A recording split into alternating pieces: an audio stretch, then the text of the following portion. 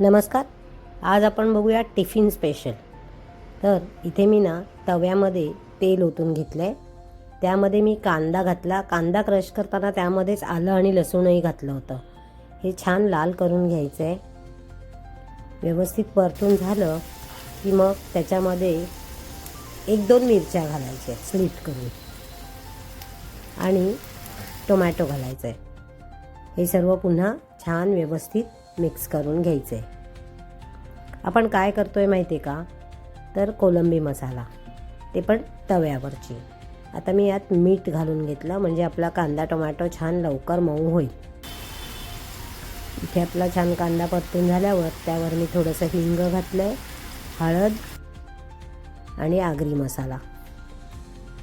आता आगरी मसाला खूप तिखट नसतो, पण रंग येण्यासाठी मी थोडासा त्याच्यामध्ये काश्मीरी लाल मिर्च पावडर पण घातली, म्हणजे मग थोडा रंग येईल. आणि आता आपल्याला यामध्ये धुवून दोरे काढून स्वच्छ करून ठेवलेली कोलंबी घालून घ्यायची आहे.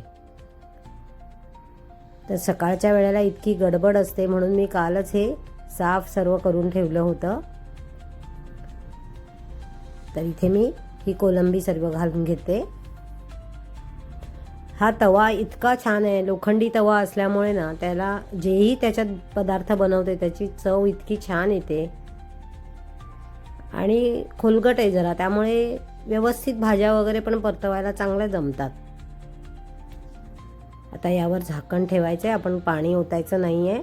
इथे मी जरा चपातीची माझी गडबड चालू आहे, ते होईपर्यंत 2-3 चपात्या पण होतील, कारण सकाळचे 6-6:15 वाजलेले आहेत आणि माझी गडबड चालू आहे.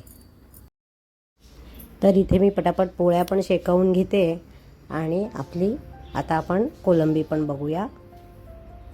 कोलंबी होईपर्यंत माझ्या 3-4 चपात्या पण झालेल्या आहेत. इथे ह्या व्यवस्थित भाजून घेते. हे पहा,